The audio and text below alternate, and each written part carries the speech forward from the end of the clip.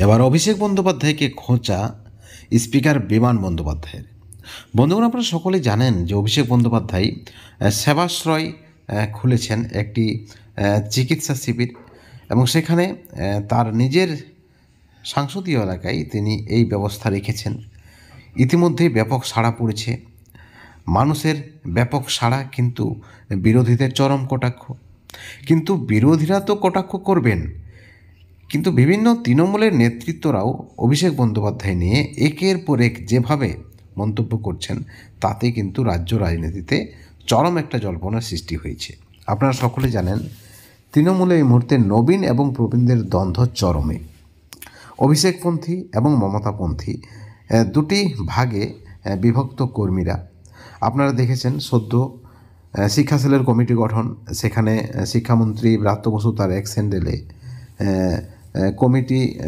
Committee জেলা সভাপতিদের নাম প্রকাশ করেছেন। সেখানে তিনি বলেছেন এআইটিসি এবং মুখ্যমন্ত্রীর অনুমোদন ক্রমে তিনি এই কমিটি গঠন করেছে। সেখানে দেখা যাচ্ছে যারা পুরনো কমিটিতে ছিলেন তারা যারা বাদ গেছেন তারা বলছেন নিজেদেরকে অভিষেকপন্থী, অর্থাৎ অভিষেক বন্দ্যোপাধ্যায়কে তাদের পছন্দ, তাদের প্রিয় নেতা অভিষেক বন্দ্যোপাধ্যায় বলে তাদেরকে নাকি বাদ দেওয়া হয়েছে।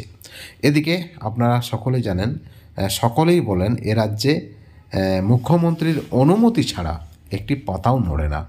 এমতো অবস্থায় কোথাও না কোথাও অভিষেক বন্দ্যোপাধ্যায় ভার্সেস মমতা বন্দ্যোপাধ্যায়ের এই যে মমতা বন্দ্যোপাধ্যায় এবং অভিষেক বন্দ্যোপাধ্যায়, এই দুটি আড়াআড়ি ভাগ হয়ে যাচ্ছে না তো তৃণমূল?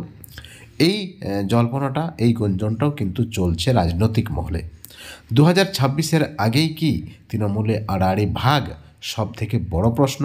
এবং কোথাও না কোথাও, এবং এই বিভেদ যদি চরম আকার ধারণ করে, নবীন এবং প্রবীণদের দ্বন্দ্ব যদি চরম আকার ধারণ করে, তাহলে 2026-এ অস্বস্তিতে পড়তে পারে রাজ্যের শাসক দল। আপনারা দেখেছেন ক্যালেন্ডার কাণ্ড নিয়েও যেভাবে অস্বস্তিতে পড়েছে রাজ্যের শাসক দল, অর্থাৎ তৃণমূলে যে সব কিছু ঠিকঠাক চলছে না, এই বিষয়টা একেবারে জলের মতো পরিষ্কার।